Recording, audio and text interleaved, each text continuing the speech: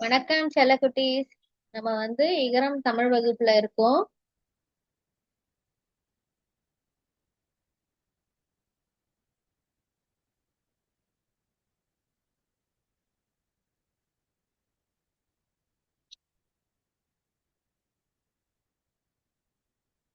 நம்ம இதுவரைக்கும் பாடங்களை பார்த்து படிச்சோம்.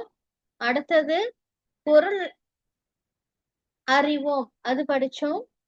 இன்னையில இருந்து என்ன பார்க்க போறோம் அப்படின்னா அறிந்து கொள்வோம், அதுதான் பார்க்க போறோம். சரி, இப்ப பொருள் அறிவோம்ல என்ன படிச்சோம்? அதாவது இந்த பக்கம் நமக்கு வார்த்தைகள் இருக்கும், தமிழ் வார்த்தைகள். அதுக்கோட மீனிங் தமிழ்லே இருக்கும். தமிழ்ல அதோட மீனிங் என்னன்னு படிச்சோம். அது பொருள் அறிவோம்ல படிச்சோம். இப்ப அறிந்து கொள்வோம்ல என்ன படிக்க போறோம் அப்படின்னா, இந்த தமிழ் வார்த்தைகளுக்கு இங்கிலீஷ் மீனிங் என்னன்னு பார்க்க போறோம்.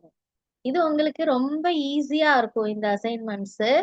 சரிங்களா? ஏன்னா தமிழ்ல தமிழ் மீனிங் படிக்கும் பொழுது உங்களுக்கு அந்த வார்த்தைகள் புரிதல்ல, இல்ல உச்சரிப்புல, இல்லைன்னா எழுதுறதுல உங்களுக்கு கொஞ்சம் சிரமம் இருந்துச்சு. ஆனா அதெல்லாம் பயிற்சி பண்ணாதான் நம்ம என்ன பண்ண முடியும், ஒரு சொற்றொடரை அமைக்க முடியும், ஒரு சென்டென்ஸை மேக் பண்ண உங்களுக்கு வரும்.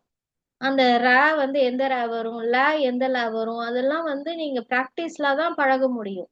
சரிங்களா? அப்ப அதனால அது நம்ம பண்ணாதான் நமக்கு அடுத்தது சென்டென்ஸ் மேக்கிங்ல ஈஸியா இருக்கும். அதனால அதை பண்ணும். இப்ப இது இங்கிலீஷ் மீனிங்ன்றதுனால ஆல்ரெடி உங்களுக்கு இங்கிலீஷ் அப்படின்றது ரொம்ப ஃப்ளூயன்சி இருக்கு. அதனால இது ரொம்ப ஈஸியா இருக்கும் இந்த அசைன்மெண்ட்.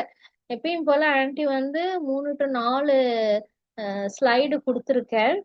சரிங்களா? நீங்க என்ன பண்ணணும்னா இதுல உள்ள வார்த்தைகள் எல்லாம் என்ன பண்ணணும், பார்த்து படிச்சு எழுதி அனுப்பணும். டே 1 என்ன பண்ணணும், நீங்க இதுல உள்ள வார்த்தைகள் அப்படியே பார்த்து வாசிச்சு ரெக்கார்ட் பண்ணி அனுப்பணும். டே 2ல என்ன பண்ணணும், நீங்க இதுல உள்ள வார்த்தைகளை அப்படியே நோட்புக்ல எழுதி அனுப்பணும்.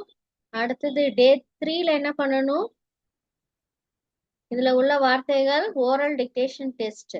டே 4 ரைட்டிங் டிக்டேஷன் டெஸ்ட். சரிங்களா? சூப்பரா பண்ணிடலாமா? இதுதான் இன்னைக்கான அசைன்மெண்ட். Thank you so much.